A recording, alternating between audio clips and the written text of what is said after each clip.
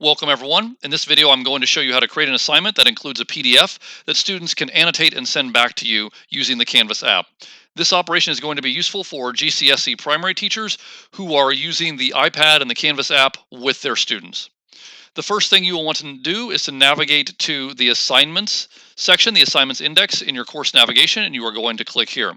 If you are syncing your grades to Skyward, you want to make sure that you create your assignment within the correct assignment grouping. If you are not syncing to Skyward, that step is irrelevant. I'm just going to create mine in the very first option right here. I'm going to click to create an assignment. If you get the autosave option, you can close out of that. I've had a couple of takes recording this, so that's why I'm getting that. I'm just going to call this iPad annotation example. And this is the rich content editor right here. This is where you will provide any instructions or other information that you would like to give the students.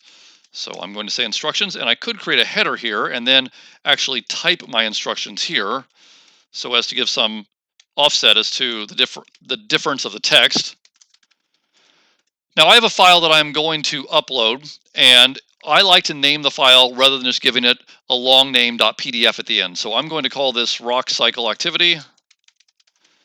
And I'm then going to highlight right here. And once I do that, I'm going to select this option right here, and I'm going to select Upload Document. You're going to need to locate the document you want to upload, and it should be a PDF.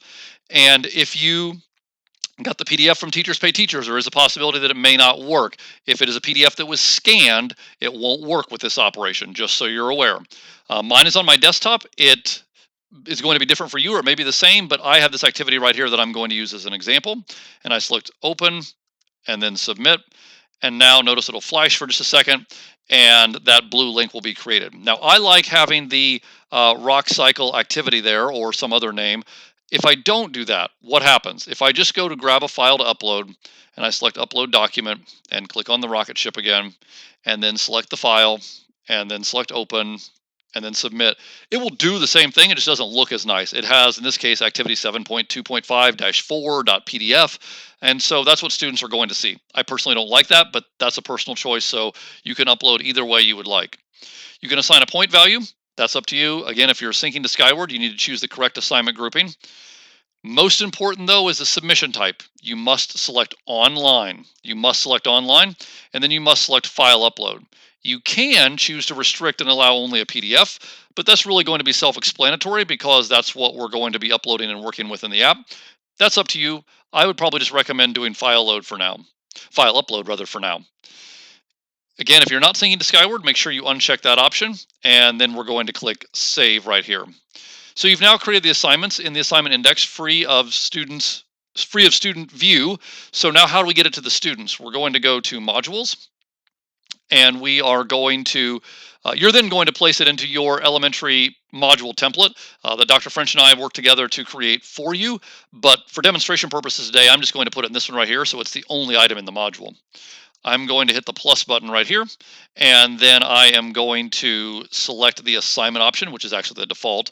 And then I have to locate my example, and here it is. It's in the bonus work, actually, the iPad annotation example. And I'm going to hit Add.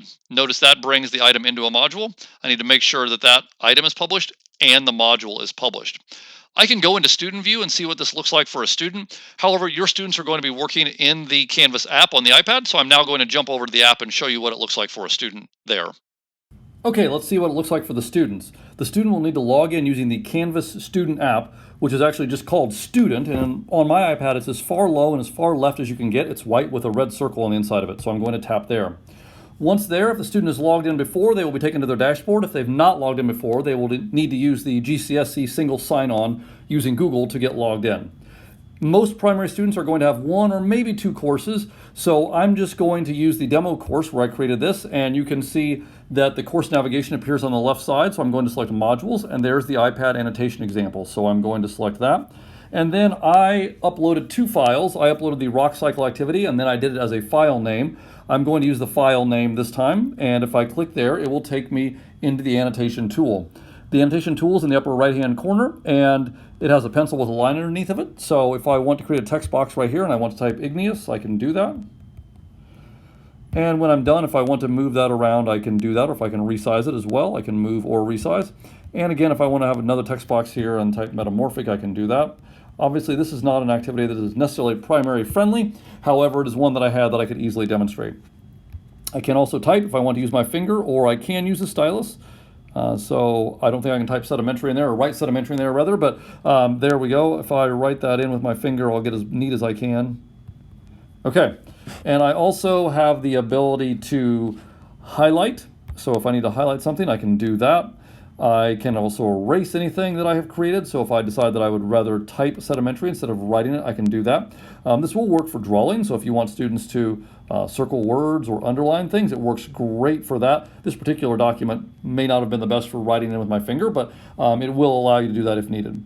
And if I scroll down with two fingers, make sure you keep two fingers down, obviously, as you can see there. If not, you may get the option that will draw a line in. Of course, you can erase that at any point. So I can click on that and also delete it, but I can scroll down with two fingers if I need to get to the second page.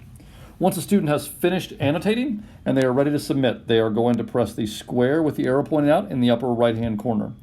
From there, they will select Student, and this menu will appear where they will have the ability to type a note to their teacher if they would like, some sort of comment. So I'm just going to add something generic in here. Obviously, hopefully their comment would be more meaningful, and then they're going to click Submit. And once they have done that, it may look a little confusing as nothing happens. However, the assignment has submitted, and I will show you what that looks like from the teacher perspective. As you can see, I'm now back in my Canvas course. Here I can see grades right there. So if I navigate to grades, I have filtered my grades so that only the iPad app demo module is showing, but there's Chuck Norris's submission. And if I click here, I have the ability to enter the speed grader. There's multiple ways to enter the speed grader, but this is one way. And now I will see the submission, and I will see the comments that Chuck Norris left for me. Just be aware it may take a moment for the submission to load, but you will see any and all annotations which the student made on their PDF and then submitted back to you. Once the annotation loads, you can see any information the student typed, wrote, highlighted, or submitted back to you, and you will have the ability to comment or annotate back to them as well. This is a great way for you to take a PDF and allow students to annotate and submit back to you within Canvas.